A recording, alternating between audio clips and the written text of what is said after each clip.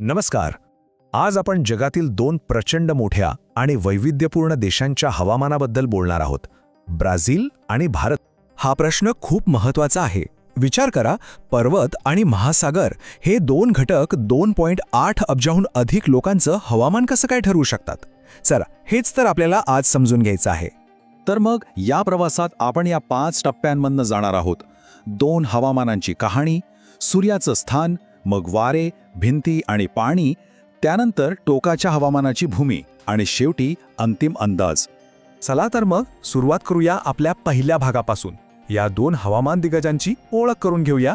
बघा, इथेच आपल्याला पहिला आणि सगळ्यात मोठा फरक दिसतो.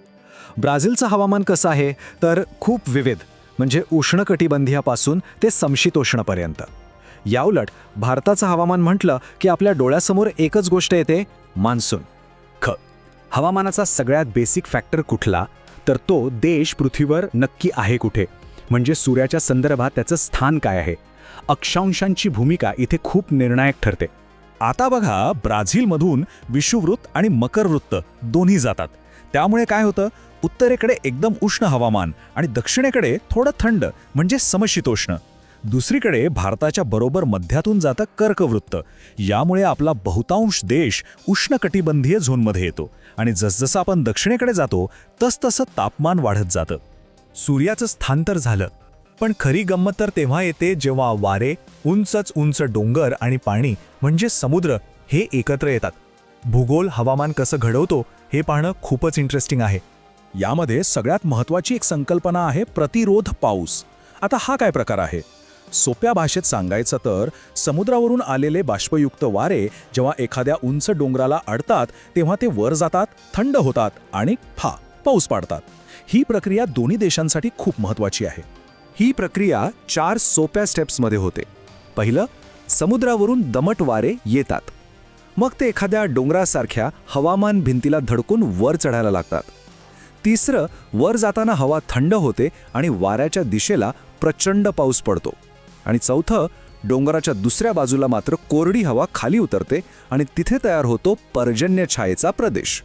आणि अगदी हीच गोष्ट आपल्याला ब्राझील आणि भारतात दिसते. ब्राझीलमध्येही हवामान भिंत आहे, अजस्त्र कडा, जो अटलांटिक महासागरावरून येणारे वारे अडवतो. आणि भारतात आपल्याकडे आहेत हिमालय आणि पश्चिम पूर्व घाट, जे मॉन्सून वाऱ्यांना अडवतात. परिणाम, दोन्हीकडे किनाऱ्यालगतच्या भागात जोरदार पाऊस. याचा परिणाम काय होतो तर ब्राझीलमध्ये या अजस्त्र कड्याच्या पलीकडे तयार झाला आहे एक अवर्षण चतुष्कोण. म्हणजे नावाप्रमाणेच हा एक दुष्काळी, कोरडा प्रदेश आहे जिथे पाऊस खूपच कमी पडतो. आता भारतात याचं उदाहरण बघायचं झालं तर ते आहे अरवली पर्वतरांग. मान्सूनचे वारे ह्या रांगेला ओलांडून जात नाहीत तर समांतर वाहतात आणि म्हणूनच राजस्थानसारख्या प्रदेशात खूप कमी पाऊस पडतो. हाच तो पर्जन्य छायेचा परिणाम.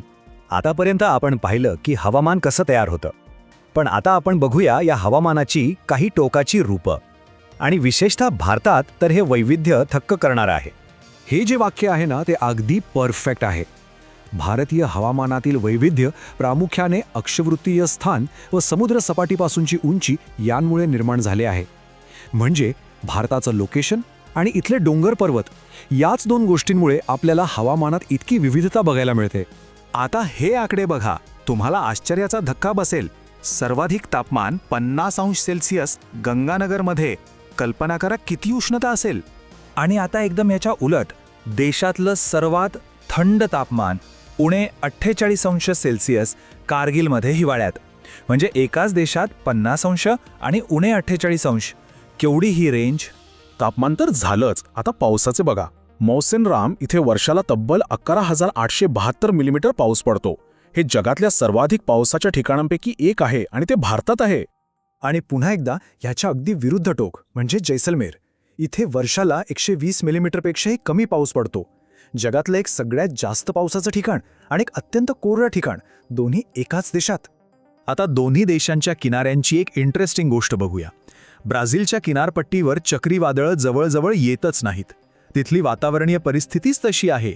पण भारताची परिस्थिती मात्र अगदी वेगळी आहे. आपल्याला तर चक्रीवादळं, पूर, दुष्काळ यांसारख्या नैसर्गिक आपत्तींना जवळजवळ दरवर्षीच सामोरं जावं लागतं. हा दोन्ही देशांच्या हवामानातला एक खूप मोठा आणि महत्त्वाचा फरक आहे. तर मग या सगळ्या चर्चेतून आपण काय शिकलो? चला, या सगळ्या माहितीचा सार काय आहे ते थोडक्यात पाहूया. सोप्या शब्दांत सांगायचं तर अक्षांशामुळे हवामानाचा एक पाया तयार होतो. पण खरा खेळ करतात ते म्हणजे डोंगर आणि पठार, ज्यांना आपण हवामान भिंती म्हणू शकतो. ब्राझीलची कहाणी लिहितात अटलांटिक महासागरातून येणारे वारे आणि त्यांना अडवणारा अजस्त्र कडा. तर भारताची कहाणी ठरवतो आपला शक्तिशाली मॉन्सून आणि त्याला दिशा देणारी हिमालयाची अभेद्य भिंत.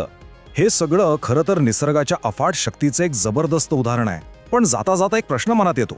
जर भूगोल हवामानाची ब्लूप्रिंट ठरवत असेल तर मानवी हस्तक्षेपामुळे ह्या नकाशात काय बदल होत असतील?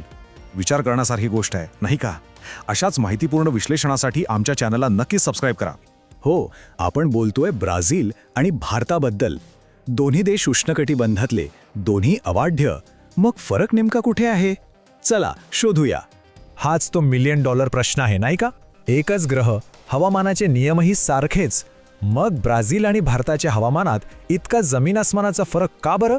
याच प्रश्नाच्या मुळाशी जाऊन आपण हे कोडं उलगडणार आहोत. आता थेट फरकांवर उडी मारण्याआधी 1 मिनिट थांबूया. आधी हे बघूया की या दोन देशांमध्ये साम्य काय आहे. कारण हे साम्य समजलं ना की त्यांच्यातले भेद आणखीनच जास्त स्पष्टपणे समोर येतात. नकाशावर नजर टाका. ब्राझील आहे दक्षिण गोलार्धात, तर भारत उत्तरेत. पण दोघेही विषुववृत्ताच्या अगदी जवळ आहेत. दोघांनाही लांबलचक समुद्रकिनारा लाभलाय आणि दोघांच्याही भूमीवर उंचच उंच पर्वत उभे आहेत.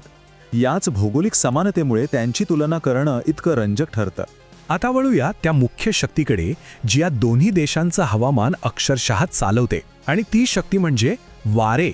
विचार करा, हे वारे म्हणजे जणू काही निसर्गाची 2 प्रचंड इंजिन आहेत जी ठरवतात की कुठे पाऊस पडेल आणि कुठे नाही.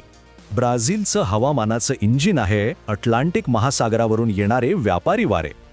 हे वारे आपल्यासोबत समुद्रावरून प्रचंड बाष्प घेऊन येतात आणि ब्राझीलच्या भूमीवर जणू काही पावसाचा अभिषेकच घालतात. आणि मग येतो भारत, ज्याची तर जीवनरेखाच मान्सून आहे. हिंदी महासागरावरून येणारे हे मान्सूनचे वारे म्हणजे फक्त पाऊस नाही, तर ते भारताचं ऋतुचक्र, इथली शेती आणि खरं तर इथलं संपूर्ण जीवनमान ठरवतात. बरं, वारे तर समजले, पण हे वारे जो पाऊस घेऊन येतात त्याचं काय? चला बघूया या दोन्ही देशांमध्ये पावसाचं वितरण कसं आहे. कुठे अगदी मुसळधार पाऊस, तर कुठे कोरडा दुष्काळ. या दोन्ही देशांमधल्या पावसाचं सगळ्यात मोठं रहस्य एका संकल्पनेत दडलं आहे: प्रतिरोध पर्जन्य. आता हे नाव ऐकून घाबरू नका, सोपं आहे. म्हणजे जेव्हा बाष्पानं भरलेले ढग एखाद्या पर्वताला येऊन धडकतात तेव्हा त्यांना वर चढावं लागतं. वर गेल्यावर ते थंड होतात आणि आपल्यातलं सगळं पाणी पावसाच्या रूपानं खाली सोडून देतात. बस. ब्राझीलमध्ये अजस्त्र कडा नावाचा पर्वत या व्यापारी वाऱ्यांसाठी एक भली मोठी भिंत बनून उभा राहतो आणि त्यामुळेच तिथल्या किनारपट्टीवर धोधो पाऊस कोसळतो. आणि भारतात, अरे इथे तर पश्चिम घाट आणि उत्तरेला हिमालय अशा 2 महाकाय भिंती आहेत. याच भिंती मान्सूनला अडवतात आणि त्यामुळेच सह्याद्रीच्या पश्चिम उतारावर आणि ईशान्य भारतात जगातल्या सर्वाधिक पावसाची नोंद होते. पण प्रत्येक नाण्याला दुसरी बाजू असते.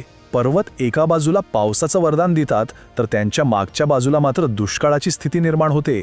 यालाच भूगोलाच्या भाषेत पर्जन्य छायाचा प्रदेश किंवा रेन शॅडो इफेक्ट असं म्हणतात. आणि हा परिणाम आपल्याला दोन्ही देशांमध्ये अगदी स्पष्टपणे दिसतो. ब्राझीलचा ईशान्य भाग त्या अजस्त्र कड्याच्या सावलीमुळे कोरडठाक आहे, तर आपल्याकडे भारतात पश्चिम घाटाच्या पूर्वेकडील भाग म्हणजे मराठवाडा, उत्तर कर्नाटक हा सगळा प्रदेश याच कारणामुळे पावसापासून वंचित राहतो. पावसाचं गणित तर आपल्या लक्षात आलं. आता जरा तापमानाचा खेळ पाहूया. या दोन्ही देशांमध्ये उष्णता आणि थंडीचा अनुभव कसा आणि का वेगळा आहे ते जाणून घेऊ. ही काही शहरं बघा, म्हणजे फरक लगेच कळेल. ब्राझीलमधलं मनोस, इथे वर्षभर तापमान जवळपास सारखंच असतं.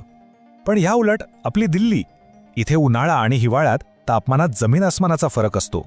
चेन्नई आणि ब्राझीलचं पोर्तो अलेग्रे यांचीही कहाणी अशीच वेगवेगळी आहे. याचं मुख्य कारण म्हणजे विषुववृत्त. ब्राझीलचा जो उत्तरेकडचा भाग आहे तो विषुववृत्ताच्या अगदी कुशीत वसलाय. त्यामुळे तिथे सूर्यकिरणं वर्षभर जवळपास सारखीच पडतात आणि तापमानाचा काटा फारसा खालीवर होत नाही. भारतात मात्र चित्र पूर्णपणे वेगळं आहे. आपल्या उत्तरेला हिमालय आहे जो थंडी देतो. त्यामुळे आपण जसजसं उत्तरेकडून दक्षिणेकडे म्हणजे विषुववृत्ताच्या जवळ जाऊ तसतसं तापमान वाढत जातं. इथे तापमानाचा प्रवास उत्तरेकडून दक्षिणेकडे होतो. चला तर मग या हवामानाच्या रंजक प्रवासाच्या शेवटी आपण जे काही पाहिलं आणि शिकलो ते थोडक्यात आणि सोप्या शब्दात पुन्हा एकदा आठवूया. थोडक्यात सांगायचं तर ब्राझीलचं हवामान व्यापारी वाऱ्यांच्या तालावर चालतं. किनारपट्टीवर भरपूर पाऊस आहे, पण देशाच्या आत ईशान्येकडे मात्र कोरडा प्रदेश आहे. उत्तरेत प्रचंड उष्णता तर दक्षिणेत हवामान बऱ्यापैकी सौम्य. आणि भारताची ओळख ती तर पूर्णपणे मान्सूनवर अवलंबून आहे. आपल्याकडे जगातला सर्वाधिक पाऊस पडणारी ठिकाणं आहेत, तसंच विशाळ वाळवंट आणि कोरडे प्रदेशही आहेत. आणि हो, उत्तरेपासून दक्षिणेपर्यंत तापमानात प्रचंड विविधता आहे. तर आपण पाहिलं की व्यापारी वारे आणि मान्सून ही दोन हवामानाची इंजिनं या दोन देशांना कसं एकमेकांपेक्षा वेगळं बनवतात. पण आता एक सर्वात महत्त्वाचा प्रश्न उरतो. जागतिक हवामान बदलाच्या या काळात या दोन्ही नैसर्गिक प्रणालींवर काय परिणाम होईल आणि त्यातून या देशांचं भविष्य कसं बदलेल, हा एक विचार करायला लावणारा प्रश्न आहे, नाही का? अशाच माहितीपूर्ण आणि रंजक सादरीकरणासाठी आमच्या चॅनलला सबस्क्राईब करायला विसरू नका.